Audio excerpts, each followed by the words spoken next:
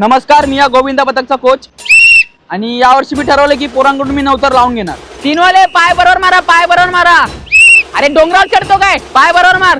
एकेकाळी मी पण गोविंदा होतो, मग मला माहितीये पोरांना कसं तयार करायचंय ते. मोठ्या शाळेत जा आणि दुसऱ्या रूम मध्ये जा. हो दादा, माझ्या पोराला काय हमाल बनवून ठेवलंय. अहो आम्हाला ना वजन उचलायची प्रॅक्टिस करतो, वजन उचलायची. कोच बनणं हे खायचं काम नाही, कारण पोरांचा पूर्ण दिवसाचा शेड्यूल बघावा लागतो आणि तसं मग त्यांना प्रॅक्टिस द्यावा लागते. काय चाललंय रे? हो कोच, काय करणार आतमध्ये? जे पण करतोय ते स्क्वॉट्स मारता मारता कर. हा ट्रिपल एका उचलायचं आपल्याला.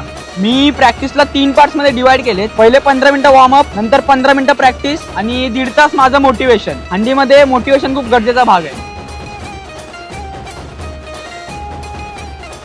आता मी तुम्हाला माझ्या टॉपरला भेटवतो. खूप सडपातळ पोरगा, ऍक्टिव्ह पोरगा, सब चढतो, सब उतरतो. जाऊ टॉपर कला ऍक्टिव्ह, हवेत चढतो, वजन नाही कोणा. मी टॉपर आहे.